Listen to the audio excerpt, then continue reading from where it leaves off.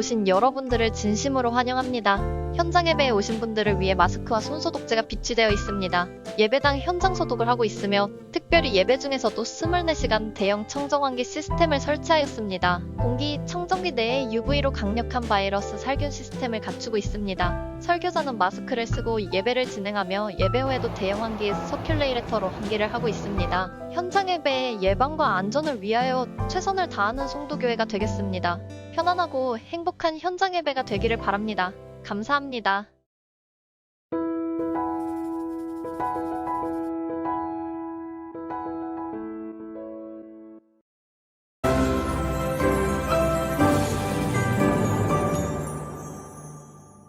또 현장 예배 오시고 또 온라인 예배 오신 여러분들도 진심으로 환영합니다.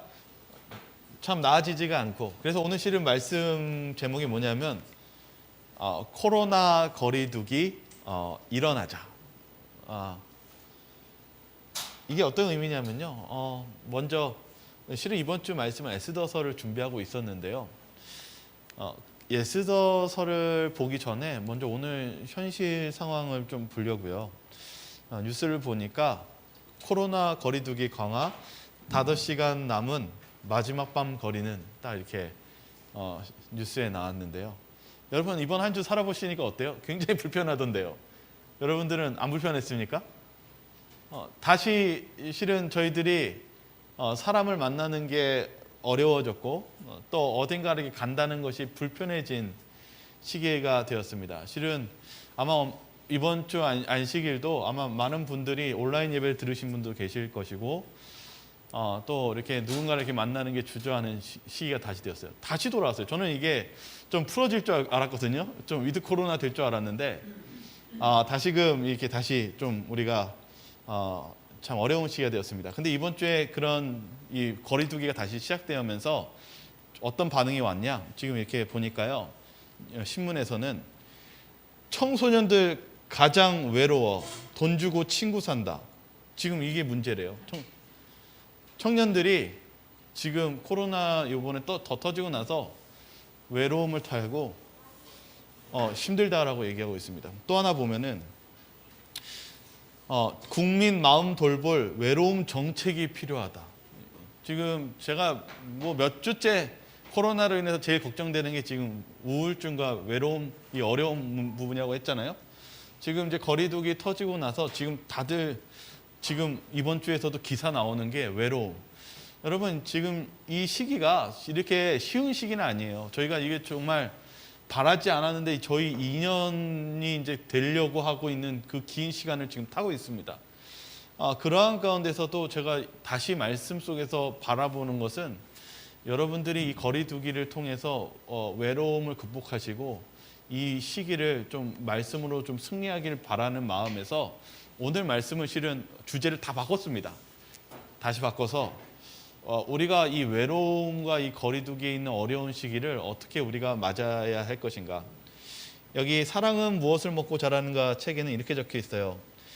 덮어둔 외로움, 타인과 관계를 맺고 있지 않고 또 맺을 능력도 없으면서 정작 자신은 전혀 자각하지 못하는 사람이 적지 않다. 이게 무슨 뜻이냐면요. 우리가 내가 외로운지도 모르면서 외로움 속에 사는 사람들이 굉장히 많다고 이렇게 얘기하고 있는 거예요. 실은 오늘날의 삶이요. 굉장히 고독하고 외로운 삶을 우리 현대사회에 살고 있습니다. 그리고 이거는 한국에만 있는 문제는 아니고 전 세계적으로 있는 지금 문제입니다. 그러한 가운데서 우리가 어떻게 하는 것이 좋을지 오늘 말씀 속에서 찾아보도록 하겠습니다. 제가 이번 주에 그래서 이 외로움에 대해서 먼저 보기 전에 이 성경절 안에 오늘 이 말씀의 핵심은 이 말씀 안에 다 있습니다. 그래서 오늘 이 말씀 속에서 우리가 한번 답을 찾아보겠습니다. 요한복음 14장에 있는 말씀인데요. 보이시죠? 우리 같이 한번 읽어보겠습니다. 너희는 같이 읽겠습니다. 시작.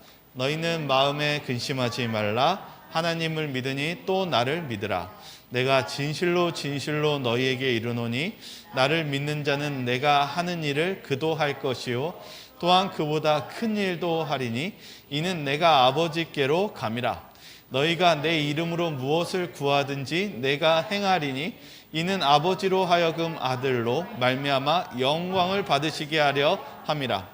내가 너희를 고아와 같이 버려두지 아니하고 너희에게로 오리라. 보혜사 곧 아버지께서 내 이름으로 보내실 성령 그가 너희에게 모든 것을 가르치고 내가 너희에게 말한 모든 것을 생각나게 하리라. 예수님이 실은 떠나시기 전에 제자들에게 하신 말씀이에요. 그래서 제자들에게 한 말씀 중에 처음 한 말이 너희들 걱정하지 말아라. 이 말씀 먼저 하셨어요. 제자들이 이후에 닥칠 일들은 걱정거리들이 많아요. 실은요.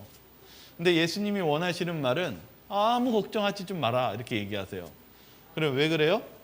누구를 믿어야 된다고요? 하나님을 믿으니 너희들 힘들 때 너희 걱정하지 말아라. 누구를 믿어야 된다고요?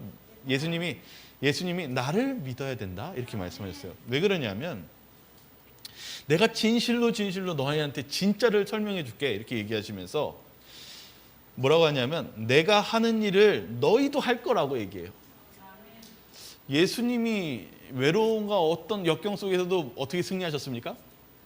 정말 믿음과 능력으로 승리하셨잖아요. 그런데 예수님이 뭐라고 했냐면 너희도 못하는 게 아니라 내가 하는 것을 너희도 할 수 있게끔 내가 도와줄 거야. 이렇게 말씀하세요. 근데 여기 보니까 뭐라고 얘기했냐면 예수님이 하늘에 가신대요.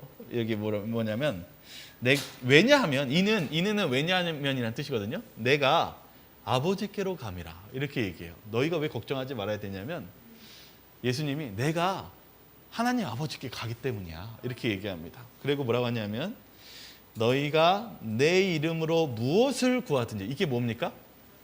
기도하는 거예요. 기도하는 거예요. 왜 기도하라고 하냐면 이렇게 얘기하고 있어요. 제가 좀 많이 생략하고 좀 더 건너뛰면서 이렇게 얘기해요. 받으시게 하려 함이라. 우리를 주려고 하시는 거예요. 그러면서 뭐라고 했냐면 내가 너희를 고아와 같이 버려두지 아니하리라. 그러니까 여러분 실은 지금 사회적인 문제가 외롭고 이 관계가 끊어지고 지금 외로움에 대한 정책이 필요할 정도로 이 사회가 힘들어지고 있습니다. 정신적으로요. 근데 제자들을 떠나시는 한 예수님은 뭐라고 얘기했냐면 야 너희 걱정하지 말아라. 그러면서 뭐라고 그래요? 내가 하늘의 아버지 만나러 간다. 그러면서 뭐라고 했냐면 너희는 걱정하지 말고 뭐 하라고 원하십니까? 여러분 외로울 때 무엇 하는 게 필요할까요? 기도해야 돼요. 왜냐하면 예수님이 너희 주실 것이기 때문이에요. 뭘 주신다고 얘기하고 있냐면 보혜사 곧 아버지께서 내 이름으로 보내실 성령 그리고 이 성령을 주시겠다라고 이렇게 말씀하셨어요.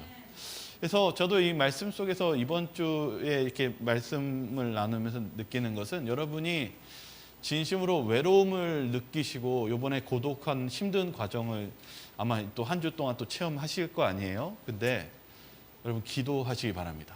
근데 기도하세요. 실은 여러분들 마음속에 기도가 뭔데요? 기도가 우리를 해결해 줄까요? 이렇게 생각이 드실지 모르지만 예수님은 뭐라고 말씀하셨냐면 기도하라고 말씀하셨습니다. 그리고 주시겠다라고 얘기했어요. 근데 뭘 주시겠다고 하냐면 성령을 주시겠다고 얘기했습니다. 성령이 얼마나 큰 힘이 있는지 우리는 좀 볼 필요가 있습니다. 여기 실물교훈에 이렇게 적혀 있어요. 어떠한 외로움이 우리 앞을 가릴지라도 우리에게는 동정이 많은 친구가 계시다. 우리에겐 동정이 많은 친구가 있대요. 이 말씀과 능력 56페이지에 바로 이 부분에 대해서 아주 좀 더 쉽게 주의를 해놨습니다. 제가 읽어드릴게요. 우리가 무기력하고 외로움을 느낄 때에 믿음의 기도의 응답으로서 보혜사가 보내신 바 될 것이다. 환경들은 우리를 모든 지상의 친구로부터 분리시키는지 모르지만 어떤 환경도 어떤 먼 거리도 우리들을 하늘의 보혜사로부터 분리시키지는 못한다. 우리가 어디에 있든지 어디를 가든지 언제나 그분은 우리를 지지하시고 붙드시고 격려하시고 위로하시기 위하여 우리의 오른편에 계신다. 너무 힘이 되는 말씀입니까? 오늘 실은 예배 시작하는데 여기 유튜브의 채팅에 용플러그라는 한 아이디가 글을 남겼어요. 안녕하세요. 행복한 안식일입니다. 이렇게 준말로. 누구냐면 우진이에요. 우진이. 정말 지금 미국에 있으니까 얼마나 먼 거리입니까? 그런데도 이렇게 글자를 보면서 뭘 느껴요? 가까이 있는 것 같이 느껴지잖아요. 그래서 오늘 우진아, 우영아 환영한다 이렇게 이야기했습니다. 근데 하나님은 우리가 외로울 때 얼마나 가까이 계실까요? 어디 안에 계신다라고 말씀하셨어요? 우리 안에 계신다고 말씀하셨어요. 그러니까 여러분, 우리가 이렇게 코로나로 힘들고 어쩌면 때론 외로움을 느끼신다면 기도하시기 바라요. 왜냐하면 예수님이 우리에게 가장 가까이에 계시기 위해서 우리 마음속 안으로 들어오신다는 사실입니다. 그리고 그 능력은 우리를 마음속뿐만 아니라 그 모든 것에서 우리에게 힘을 주실 것입니다.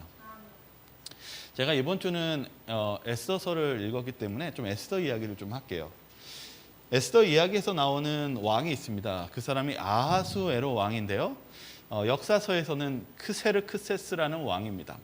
근데 우리는 이 에스더서를 읽으면 이 왕에 대해서 그냥 보통 왕이라고 생각할 때가 있어요. 근데 크세르크세스는 실제로 좋은 왕은 아니에요. 또 무능한 왕일 수도 있어요. 왜 그러냐면 크세르크세스는 역사서에서 보면은요, 전쟁을 일으키려고 지금까지 없던 사상 최대의 군대를 일으켜가지고 그리스를 침범해서 전쟁을 일으킵니다. 그래서 뭐라고 적혀있냐면 역사서에는요, 물을 먹으려고 강에 가면은 이 군대가 너무 많아가지고 물을 먹어가지고 강을 다 말라서 망가뜨렸대요.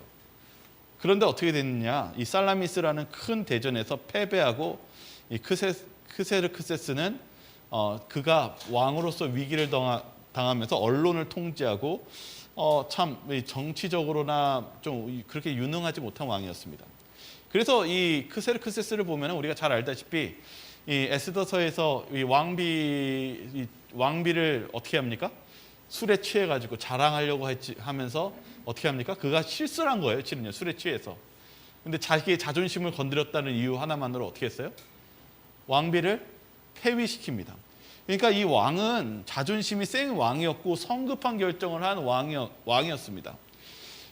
하여튼 요 시기가 바로 이 크세르크세스 있었던 시기가 이 이스라엘 백성들에게 예루살렘 중건령이 어려운 시기였고 되게 문제적으로 정치적으로 그리고 유대인이라는 신분이 참으로 좀 위협과 어려움을 당하는 시기였습니다. 이때 당시 그래서 모르드게가 출연합니다. 이 모르드게는 그 고아인 자기의 조카 에스더를 왕비로 뽑히면서 이 이야기를 합니다. 너 절대 네가 유대인이라는 사실을 못하지 말라고요?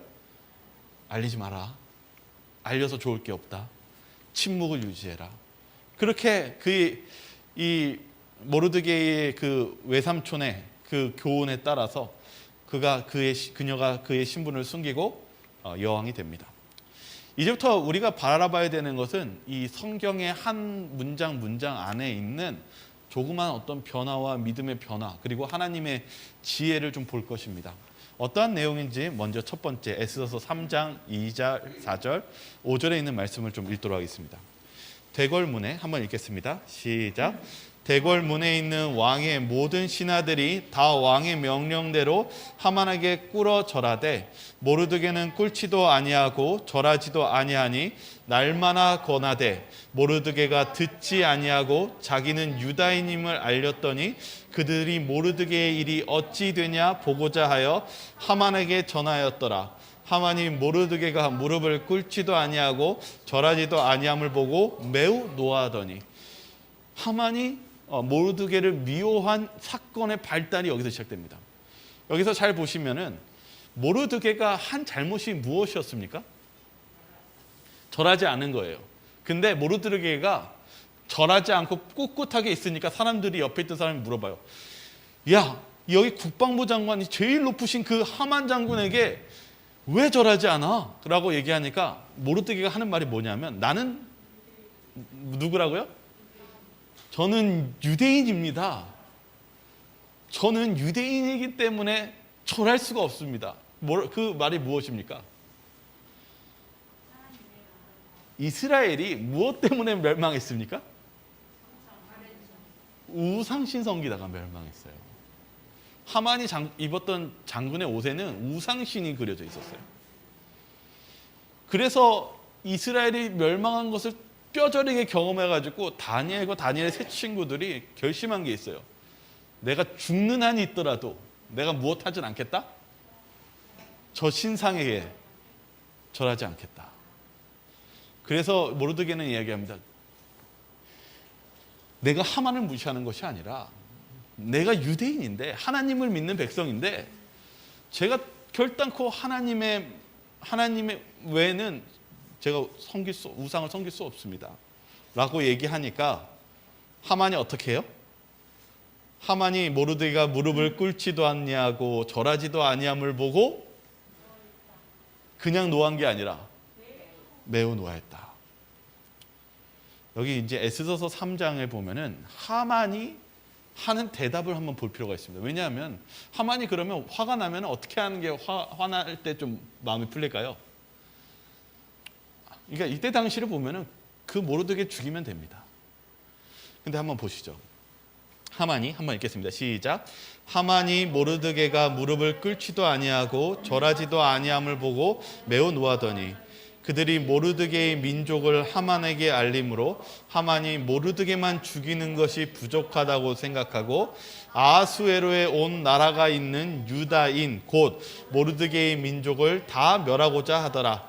왕이 옳게 여기시거든 조서를 내려 그들을 진멸하소서.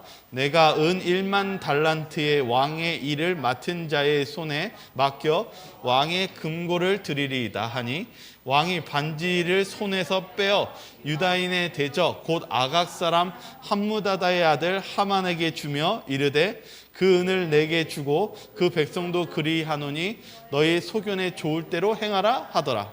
여기 뭐라고 얘기했냐면 하만이 모르드게만 죽이는 것이 무엇하다고요? 부족하다. 왜 그렇습니까? 모르드게가 자기가 누구를 뭐라고 얘기했어요? 설명할 때요? 저는 무엇이기 때문에 저를 못한다고요? 저는 유대인입니다. 하나님을 믿는 백성이기 때문에 저를 못합니다 라고 하니까 하만이 하는 말이 너만 죽이는 게 아니라 누구를 죽여야지 자기의 분이 풀린다고요? 유대인 모두를 죽이는 것을 죽여야만 분이 풀린다고 얘기한 거예요.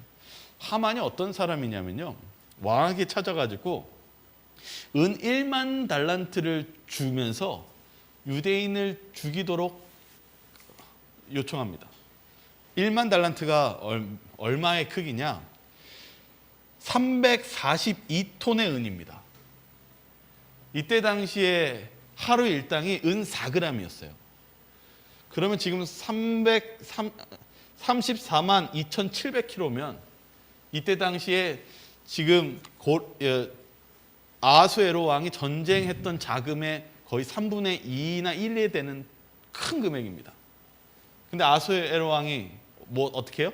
그 돈을 여기서는 학자들이 뭐 얘기하냐면 이거는 예의상 그런 거고 은을 다 받았다라고 생각하고 있어요. 아하수에로 왕이 어떠한 품성을 가진 사람입니까? 이걸 보니까요. 뭐에 약한 사람이에요? 돈에 약한 사람이고, 그리고 못해요? 그 민족에 대한 그 생명에 대해서 생각하는 사람이에요? 인권이 없는 사람이에요. 자기의 권력을 반지를 그 돈을 준다고 하니까 빼고 누구에게 줬습니까? 하만에게 준 것입니다. 여러분이 이해하셔야 되는 것은 아하수에로 왕이 절대로 자비로운 왕이 아니라는 사실입니다. 여기 잘 보시면 아하수에로 왕은 돈과 그의 마음속에 있는 어떤 민족에 대한 사랑이 전혀 없던 사람이었기 때문에 그는 그의 권력을 한번 정한 것을 고칠 수가 없었습니다. 그래서 유대 민족이 죽게 되었습니다. 이제 보시죠. 실은 유대인 민족은 이때 시기가 무슨 시기였냐면 고레스 1차 중건전 때 그중에 믿음이 좋았던 5만 5천 명의 유대인만이 나왔어요. 그렇게 나서 20년이 지났습니다. 지체가 되자 2차에 품성 좋았던 다리오 왕이 다시금 2차 중건령을 내면서 좀 더 그들이 땅을 건설할 수 있고 그리고 성을 지을 수 있게 했지만 그 다음 왕이 바로 이 크세르크세스 아닥사스 왕이었습니다. 아하수에로 왕, 그세르크세스는 그가 결정한 내용은 유대인들을 전부 죽이라는 내용이었습니다. 이 누가 이 일을 한 것 같이 보이십니까? 사단은 바로 지금 이 예루살렘 성전이 지어지는 것을 그 어떤 것보다도 못하게 하는 그런 목적 안에서 이 일을 하고 있었다는 사실입니다. 여기 보시면은 여기 증언보감 2권에 이렇게 적혀 있습니다. 미국의 하나님의 백성들에 대하여 내리게 될 조서는 에스더 시대의 아하수에로 왕의 유대인들에 대하여 내린 것과 매우 흡사할 것이다. 이게 뭐예요? 지금 에스더서에 있었던 사건이 마지막 시대에 우리 시대의 마지막 때에 있을 사건과 매우 유사할 것이라고 얘기하고 있습니다. 좀 한번 볼까요? 오늘날 개신교계는 안식일을 지키는 적은 무리를 대궐문에 있는 모르드게와 같은 사람으로 본다. 하나님의 율법에 존경심을 표하고 있는 그들의 품성과 행실은 여호와를 두려워하지 않고 그분의 안식일을 짓밟고 있는 자들에 대하여 끊임없는 견책이 된다. 그러므로 그 달갑지 않은 방해자들은 어떤 수단에 의해서도 제거되어야 한다. 마지막 시대 때 이 사건이 이 에스더 같은 사건이 마지막 시대에도 일어난다는 것입니다. 하나님의 계명을 지켰던 그 소수의 무리가 바로 모르드게와 같이 하나님의 계명을 지켰던 그 안식일을 지키려는 했던 무리가 마지막 때에도 있을 것을 얘기합니다. 근데 사탄이 무엇하고 있습니까? 그 길을 막고 있습니다. 예수님께서 오실 그 메시아의 그 길을 막기 위해서 성소의 재건을 막는 것이었습니다.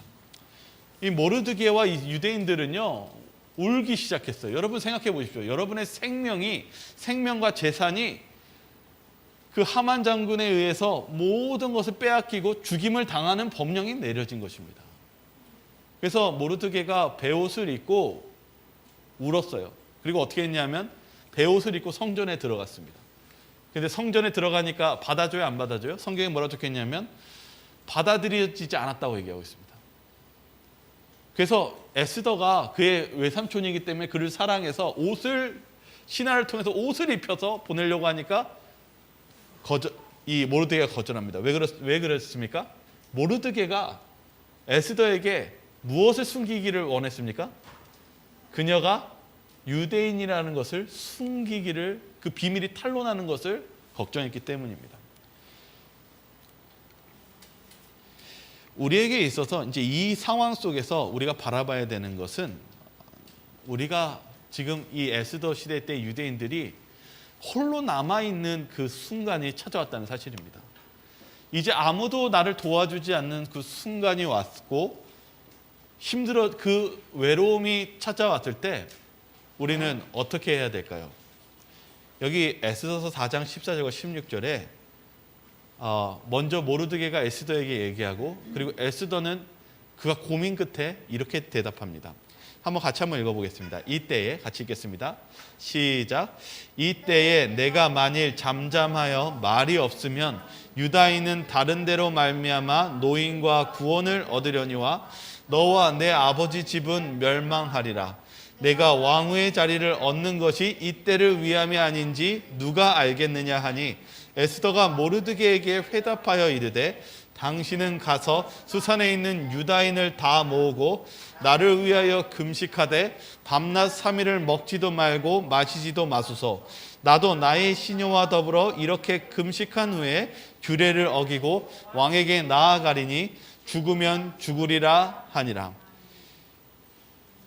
모르드게가 에스더에게 부탁합니다. 에스더가 가서 왕에게 이 사연을 알릴 것을 부탁합니다. 왜냐하면 그녀는 왕비였기 때문입니다. 근데 우리가 바라봐야 되는 것은 모르드게에 대한 신앙적 고백이에요. 뭐냐면 이 이야기를 합니다. 내가 왕후를 얻은 것이 이때를 위함이 아닌지 누가 알겠느냐. 이게 무슨 말입니까? 에스더, 네가 왕비가 된 것은 하나님께서 무엇 하시려고요? 너를 쓰시고자 하는 계획이 있기 때문에 그 자리에 세운 것이다라고 그 믿음에 대해서 얘기하는 것입니다. 저와 여러분들이 우리가 신앙 속에서 우리가 정말 도전해야 되는 것은, 위기가 찾아올 때 하나님께서는 여러분들을 쓰시기 원한다는 사실입니다. 이 여러분들의 하나님께서 그 자리에 세우신 목적은 하나님께서 그 위기 때 여러분들을 쓰시기를 원하시기 때문입니다. 에스더는 그 모르드게의 말에 화답을 합니다. 뭐라고 얘기하냐면 유다인들을 다 모아서 무엇하라고 해요? 나를 위하여 무엇해달라고요? 금식하여 기도해달라고 얘기합니다. 실은요, 에스더가 결심한 게 무엇이었냐면 지금 유대인은 곧 있으면 무엇 되게 되어 있습니까? 죽게 되어 있어요. 유대인은 지금 이제 곧 죽을 운명이에요. 근데 에스더가 뭐라고 얘기해요? 에스더가 지금 무엇하고 있냐면 왕이 지금 왕비가 폐위하고 나서 바뀐 법이 하나 있습니다. 무슨 법이 바뀌었냐면 그 왕의 허락 없이 그냥 들어가면은 그 군병들이 칼을 가지고 있다 그 자리에서 죽일 수가 있었습니다. 그런데 유일하게 살 수 있는 방법이 딱 한 가지가 있었는데 왕이 마음이 동해가지고 홀대를 내밀어서 그 여인에게 내밀면 그 홀대를 잡으면 살 수가 있었습니다. 근데 그 외에는 모든 사람이 왕 허락 없이 가면 그 즉시 죽임을 당했습니다. 에스더는 알고 있었어요. 왕의 성격이 포악하다는 걸요. 그러나 에스더가 얘기한 게 있어요. 내가 규례를 어기고 왕에게 나아가리니 죽으면 죽으리라. 여러분, 우리 신앙 속에서 지금 에스더가 지금 3일 금식 기도를 한대요. 여기 3일이라고 적혀있죠? 기도? 우리가 오늘날 생각하는 말이 이겁니다. 기도하면 나아지나요? 기도하면 뭐 외로움이 좋아지나요? 근데 어떤 사람들이 이런 생각을 했어요. 에스더가 3일 금식해져서 더 예뻐졌을 수도 있겠다 이런 생각을 해요. 여러분, 금식을 하면요 몰골이 안 좋아요. 여러분 혹시 금식 기도 해보신 적 있으세요? 하루라도? 이틀? 재림연수 들어가면은요, 제가 전에도 얘기했지만은 표정이 하루만 지나도 안 좋아요. 한 이틀 지나잖아요. 움직이는 거 싫어하고 3일 지나면 진짜 뭐 어떻게 이루 말할 수 없는 진짜 몸에서도 막 안 좋은 반응들이 막 일어날 때도 있어요. 여러분, 이뻐지려고 금식하면 효과가 있을까요? 아니에요. 에스더는 지금 무엇한 거냐면 자신의 아름다움에 맡긴 게 아니라 전적으로 하나님께 맡긴 거예요. 지금 하나님께 지금 전적으로 도와달라고 이 모든 걸 맡긴 거예요. 그녀가 지금 이것 때문에 아름다워진 게 아니에요. 그러면서 뭐라고 하냐면 내가 그렇게 하나님께 다 맡기고 가는데 우리 유대인 모두가 이것을 나를 위해서 기도해달라고 하면서 모든 것을 누구한테 맡기자는 거예요? 하나님께 맡기자라고 한 게 이 에스더의 금식 기도 사건입니다. 제가 이번 주에 실은 동행이라는 책을 읽고 있었는데 제가 마음속에 와닿은 게 있었어요. 뭐냐면 78페이지 이렇게 적혀 있더라고요. 인내심과 자제력을 이루려 할 때가 기도할 때이다. 이 가정에 대한 책이거든요. 근데 이 책에 뭐라고 얘기했냐면 어느 때 기도할 때라고요? 인내심과 자제력을 이루려 할 때가 무엇할 때라고요? 여러분, 폭발하려고 하는 그 순간이 무엇할 때예요? 기도할 때래요. 여러분, 정말 폭발하기 일보 직전에 기도해 보신 적 있으십니까? 기도 안 하죠. 근데 우리가 정말 필요한 것은 내 감정이 폭발하려고 하고 자제력을 이루려 할 때가 하나님의 도움이 강력하게 필요한 기도할 때라는 것이에요. 에스더는 그의 죽음의 문턱에 기도했습니다. 외로움이 느껴지는 지금 이 코로나의 거리두기 시대 때 필요한 것은 하나님의 성령 하나님의 임재입니다. 에스더가 3일을 금식하며 기도했어요. 아마 진짜 몰골이 많이 아니었을 것 같아요. 근데 그녀가 한 말은 죽으면 죽으리라. 하나님께 맡깁니다.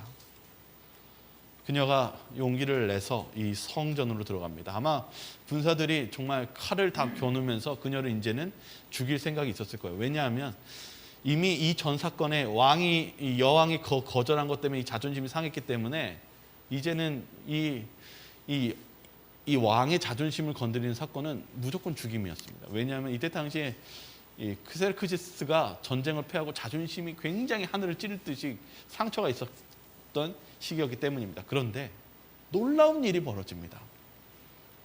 누구의 마음이 움직였습니까? 왕의 마음이 움직였습니다. 에스더서 5장 2절과 4절에 한번 성경을 좀 자세히 한번 보겠습니다. 한번 읽어볼까요? 왕후 시작. 왕후 에스더가 뜰에 선 것을 본즉 매우 사랑스러움으로 손에 잡았던 금규를 그에게 내미니 에스더가 가까이 가서 금규 끝을 만진지라. 왕이 이르되 왕후 에스더여 그대의 소원이 무엇이며 요구가 무엇이냐 나라의 절반이라도 그대에게 주겠노라 하니 에스더가 이르되 오늘 내가 왕을 위하여 잔치를 베풀어 싸우니 왕이 좋게 여기시거든 하만과 함께 오소서 하니. 여기 보시면은요 참 우리가 놀라운 것은 에스더가 어디에 섰다고 적혀 있어요? 뜰에 멀리 있는 거예요. 아까 사진 보시면은 이렇게 멀리 있는 거예요.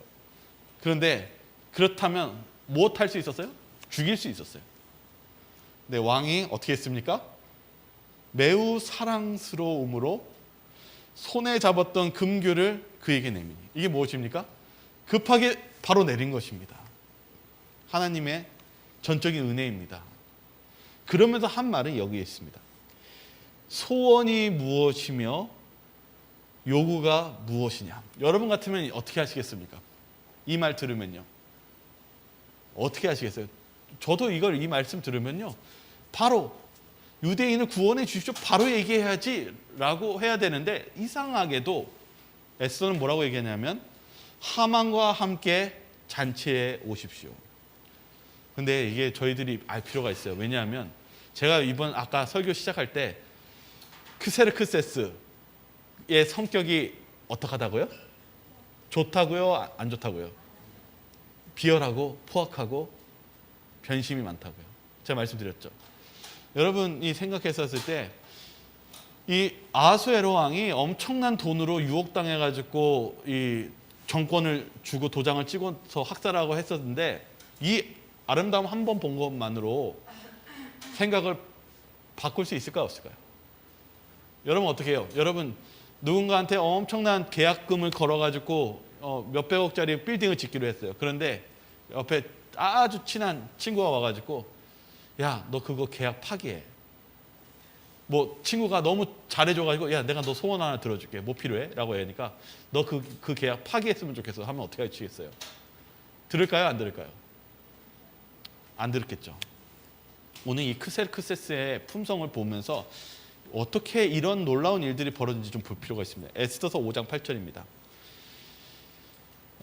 여기 보면은 잔치를 초대하니까 이렇게 표현합니다. 잔치를 초대하니까 왕이 이제 기뻐서 소원을 말하라고 하니까 다시금 두 번째 잔치를 오라고 얘기하는데 이 부분 보겠습니다. 에스더서 5장 8절입니다. 한번 같이 한번 읽어볼까요? 시작. 내가 만일 왕의 목전에서 은혜를 입었고 왕이 내 소청을 허락하시며 내 요구를 시행하시기를 좋게 여기시면 내가 왕과 하만을 위하여 베푸는 잔치에 또 오소서. 내 일은 왕의 말씀대로 하리이다 하니라. 뭐라고 얘기하냐면 소원 들어줄게 말해봐. 다시 얘기합니다. 그러니까 이 에스더가 뭐라고 했냐면 만일 왕이 목전에서 은혜를 입었고 이 뜻이 뭐냐면 이 뜻이라고 이 원어는 얘기합니다. 가장 큰 소원, 절박한 소원임을 암시한다. 정말 들어주실 거면 잔치에 오시고 안 들어주실 거면 잔치에 오지 마십시오. 이 뜻이래요. 그러니까 에스더가 지금 뭘 하고 있는 거예요?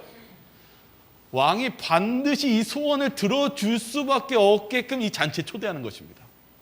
당신이 정말 소원 들어주실 것입니까? 그러면 두 번째 잔치에 내 소원 진짜 들어주실 거면 오시고 정말 안 들어주실 것이면 오지 마십시오. 이렇게 얘기한 거예요. 그러니까 지금 에스더는 이 왕에게 그의 목숨에 관한 이 문제를 누구의 지혜를 통해서 지금 이 문제를 해결하는 것일까요? 하나님의 지혜요. 저는 이 기도가 무엇인 것 같냐면 기도는 하나님의 우리 마음에만 역사하는 것이 기도가 아니라요. 사람에게, 그리고 우리가 어떻게 이것을 대답해야 될 그 지혜마저도 하나님께서 주시는 그 기도의 역사가 이루어진다는 것을 오늘 여기서 보게 됩니다.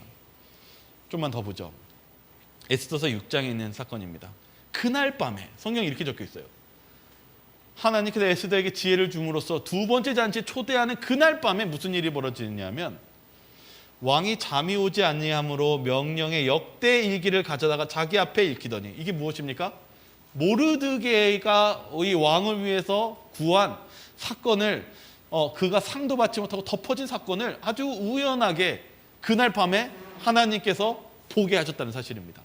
아주 놀라운 사건은, 하나님은요, 우리가 기도할 때 우리에게 지혜를 주시고 어떤 방법을 해야 될지 알려주시는 것뿐만 아니라 무엇까지도 역사하세요?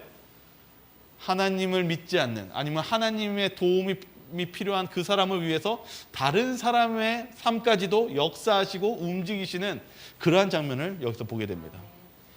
여기서 뭐라고 적혀있냐면, 마침 하만이 자기가 세운 나무에 모르드게를 달기를 함께 구하고자 하여 왕궁 바깥들에 이른지라. 하만은 무엇하고 있어요? 모르드게를 자신이 긴 나무 장대에 매달아 죽이려고 하는 사건이 동시에 일어나고 있습니다. 그러나 왕은 어떻게 합니까? 이렇게 얘기합니다. 11절에 하만이 왕복과 말을 가져다가 모르드게에게 옷을 입히고 말을 태워 성중 거리로 다니며 그 앞에서 반포하되, 왕이 존귀하게 하시기를 원하시는 사람에게는 이같이 할 것이라 하니라. 모르드게는 다시 대궐문으로 돌아오고 하만은 번뇌하여 머리를 싸고 급히 집으로 돌아가서. 지금 여러분, 이 문제의 사건이 무엇으로 이루어진 것 같습니까? 모르드게가 하만에게 뭐 하지 않은 것 때문에 일어났어요? 절하지 않은 문제. 그래서 하만이 뭐라고 하냐면, 내가 너의 숨을 끊어버리겠다. 그리고 네가 절하지 않았기 때문에 그 숨을 다 끊어버려서 장대에 올리겠다고 하니까 하나님께서 어떻게 기도하니까 어떻게 바꿔주셨어요? 하만이 모르드게를 이렇게 칭송해야 되는, 엎드려야 하는 역지사지라고 해야 되나요? 역전의 하나님의 모습을 지금 못하고 계세요? 기도하고 나서 그 사건 속에서 지금 이루어지고 있는 장면입니다. 하나님은요, 우리가 기도할 때 모든 것을 사용하셔서 우리를 도우십니다. 세상을 주관하시는 하나님, 그러한 하나님은 기도할 때 움직이신다는 사실입니다. 여기 마지막 두 번째 잔치에서 성경이 이렇게 기록하고 있습니다. 같이 한번 읽어보겠습니다. 에스더서 7장에 있는 말씀입니다. 왕이, 같이 읽겠습니다. 시작. 왕이 이 둘째 날 잔치에 술을 마실 때에 다시 에스더에게 물어 이르되, 왕후 에스더여, 그대의 소총이 무엇이냐? 곧 허락하겠노라. 그대의 요구가 무엇이냐? 곧 나라의 절반이라 할지라도 시행하겠노라. 나와 내 민족이 팔려서 죽임과 도륙함과 진멸함을 당하게 되었나이다. 만일 우리가 노비로 팔렸더라면 내가 잠잠하였으리이다. 그래도 대적의 왕의 손해를 보충하지 못하였으리이다 하니, 아하수에로 왕이 왕후 에스더에게 말하여 이르되, 감히 이런 일을 심중에 품은 자가 누구며 그가 어디 있느냐 하니, 에스더가 이르되, 대적과 원수는 이 악한 하만이니이다 하니, 하만이 왕과 왕후 앞에서 두려워하거늘. 여러분, 이 성경은요, 차이점을 보여주고 있어요. 무슨 차이점이 있는지 아십니까? 여기 좀만 보시죠. 이렇게 얘기합니다. 2절에요. 그대의 소총이 무엇이냐? 곧 허락하겠노라. 똑같죠? 똑같은 것 같죠? 좀만 보실까요? 그대의 요구가 무엇이냐? 곧 나라의 절반이라 할지라도. 그 다음에 여기 있습니다. 시행하겠노라. 왕이요, 이 말을 처음으로 했어요. 소원을 말하면 내가 이제 시행하겠다라고 공언해버립니다. 이 말을 기다렸습니다. 에스더가 무엇을 기다렸냐면, 왕이 더 이상 물러날 수 없는 그 약속을, 소원을 꼭 들어주겠다라는 그 고백이 나오는 그 순간을 기다렸습니다. 그때 에스더가 하만을 두고 자신의 원수, 자신을 죽이려 했던 원수, 그 자가 바로 하만이라는 것을 선포합니다. 하나님께서 주시는 지혜는요, 너무나 놀랍습니다.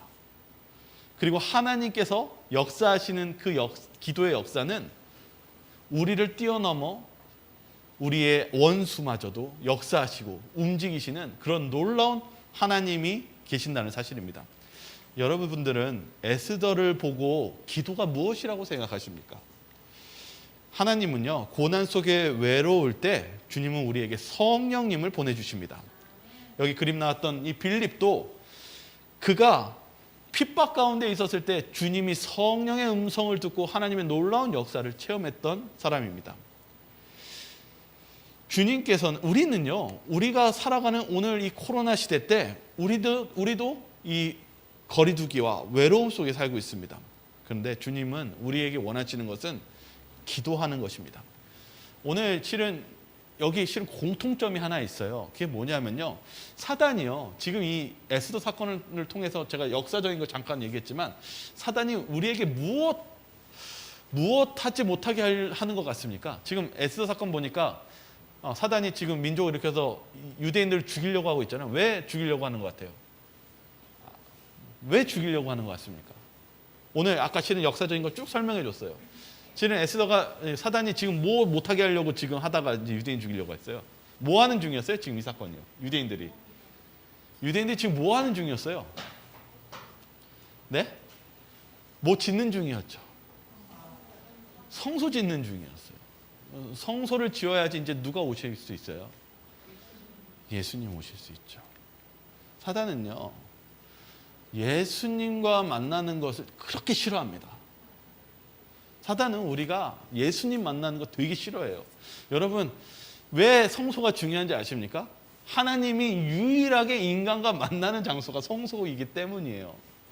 근데 성소, 하나님이 우리와 만날 수 있는 그 성소 안의 핵심은 예수 그리스도예요. 우리가 예수님을 통해서 하나님 만날 수 있거든요. 그걸 뭐라고 얘기하냐면 기도라고 얘기하는 것입니다. 사단은 우리가 기도하는 거 싫어해요. 그래서 우상 숭배에서 이스라엘 백성들이 그렇게 하나님 떠났을 때 그렇게 좋아하고 공격한 것이었습니다. 그리고 우리가 다니엘서와 요한계시로 보면은 이 작은 뿔이 누구를 대적하는 것입니까? 하늘 성소를 대적하는 게 그 이유입니다.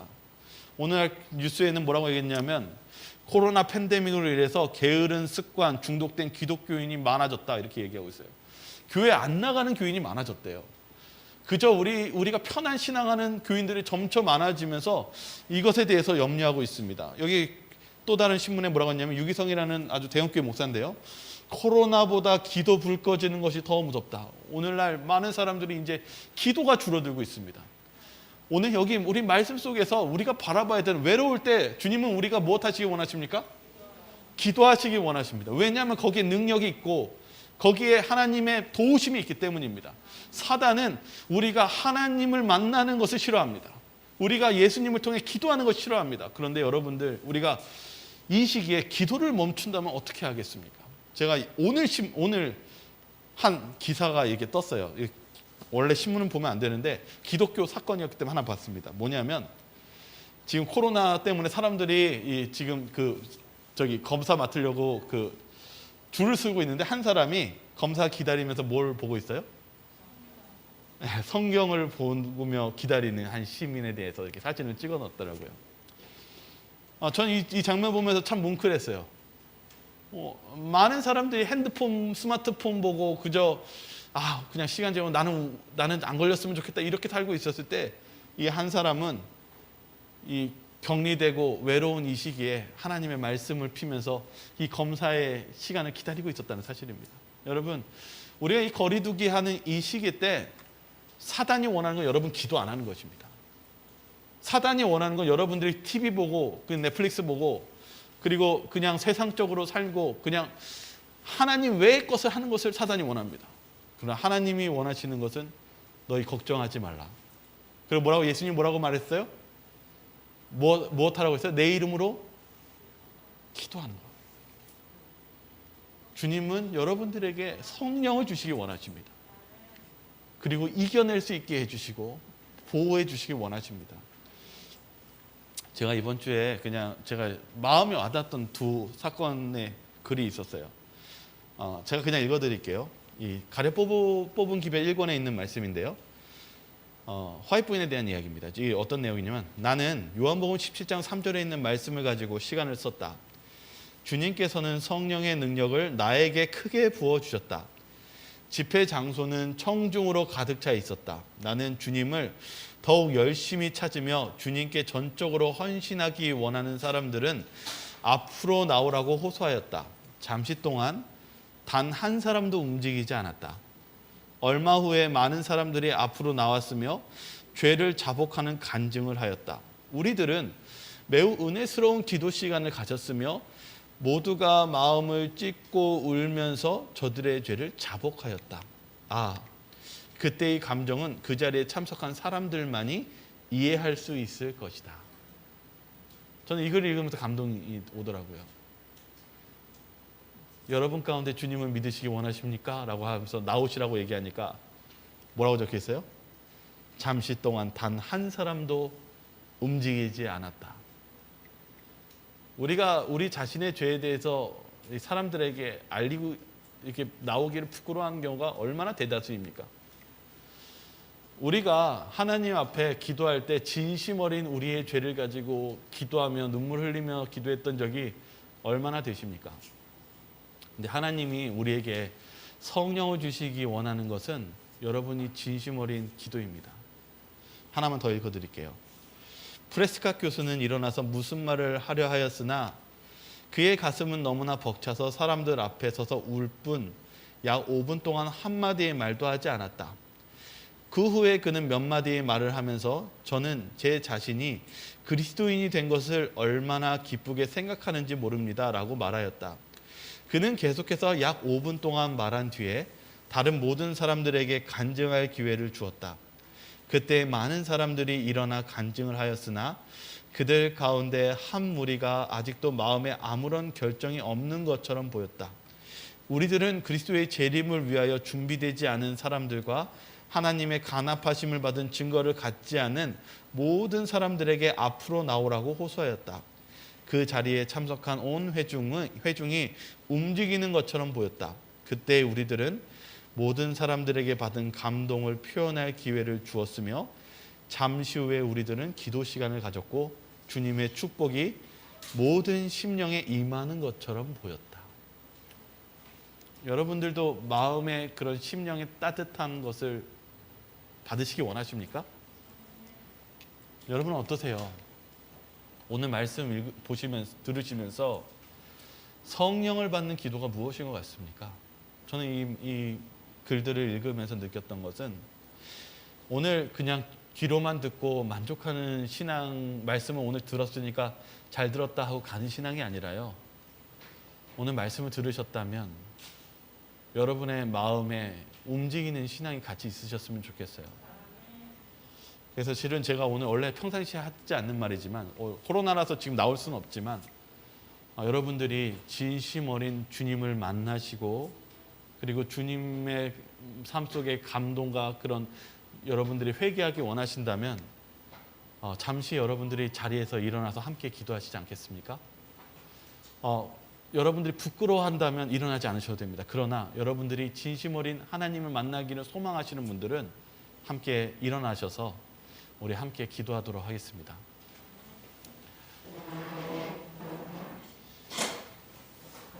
네, 고맙습니다. 우리 기도하도록 하겠습니다. 사랑이 많으신 하나님 아버지, 저희들이 오늘 말씀을 통해서 또 주님 앞에 저희의 죄를 드리기를 원합니다. 주님, 점점 세상이 어두워지고 외로워지는 가운데 저희들의 유일한 치료와 우리의 희망은 바로 예수님의 이름으로 기도하는 것을 배웠습니다. 주님, 저희들이 깊은 심정으로 주님 앞에 우리의 죄를 드립니다. 주님, 여기에 아버지의 이름에 그리고 아버지를 통해서 그들의 마음속의 움직임으로 지금 서 있는 아버지의 자녀들이 있습니다. 아버지, 이들을 사랑하시고 기억해 주셔서 오늘 그들이 힘들었던, 고민되었던 이 모든 것들을 주님 앞에 내려놓습니다. 주여, 그들의 마음을 위로하여 주시고 그들이 해야 할 일들을 알려주시고 그리고 에스더가 그가 용기를 내어 나아왔던 그런 모든 과정에 주님께서 역사하신 것처럼 이들 모두에게도 주님의 역사하심이 함께하여 주시옵소서. 저희들을 사랑하시는 예수 그리스도 이름으로 기도드립니다.